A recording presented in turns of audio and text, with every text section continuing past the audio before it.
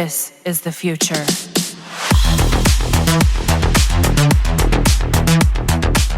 Hello everyone and welcome back to another Warframe video. So the new clan operation is now available in the game, and once you log in today you will receive a message from Fibonacci regarding the new Gargoyle'S operation. The task is simple, and I don't need to make a 20 minutes video about it talking nonsense, as you can actually see the steps on how to do it in the game. First, you need to build the Gargoyle statue in your dojo, which is accessible through your decoration tab. It will require some resources that you can get from the new Whispers in the Walls update, and if you wish to rush the building process, then you would need 1 platinum to do that. The Gargoyle statue serves as the vendor for the new clan operation, and aside from new cosmetics, this is the best way you can acquire legendary Warframe Arcane right now, such as Arcane Guardian, Arcane Grace, and the best of them all, Arcane Energize. Now, to get these items in this new vendor, you would need grotesque splinters, which can be dropped by the assassination target in a fervo named the Fragmented one. In addition to this, you will get an extra trophy for your clan dojo after killing both Fragmented One and Void Angel in the mission. You can trade the Curse of Knowing, the Curse of Seeing, or the Curse of Hearing to your Gargoyle to improve your clan score and get the trophy at the end. Take note that you can do the new Operation Gargoyle Cry mission in the bounty mission from Fibonacci, or the Star Chart version, which has normal and Steel Path variant. If you can do the Steel Path version, then the better, since it will reward you with more curses to increase your clan score fast. Now, there are no advantages to doing Steel Path levels, and in fact, it's better to go with a team in Effervo when you want to farm clan scores and the Grotesque Splinter fast. However,